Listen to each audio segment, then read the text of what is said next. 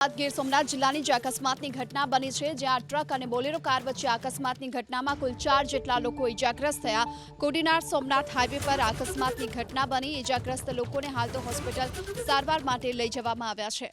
ગીર સોમનાથમાં કોડીનાર સોમનાથ હાઈવે પર ટ્રેક્ટર અને બોલેરો વચ્ચે અકસ્માતની આ ઘટના બની છે, જેમાં 4 લોકોને ઈજા થઈ।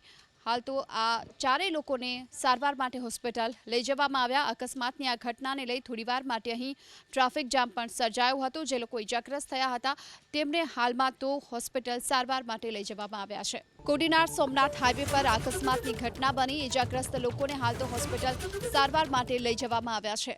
गीर सोमनाथमां कोડીનાર सोमनाथ हाईवे पर ट्रेक्टर અને બોલેરો વચ્ચે અકસ્માતની આ ઘટના બની છે, જેમાં 4 લોકોને ઈજા થઈ। हाल तो आ चारेय लोकोने सारवार माटे होस्पिटल लई जवामां आव्या। अकस्मातनी आ घटनाने लई थोड़ीवार माटे અહીં ट्राफिक जाम पण सर्जायो हतो। जे लोको इजाग्रस्त थया हता तेमने हालमां तो होस्पिटल सारवार माटे लई जवामां आव्या छे।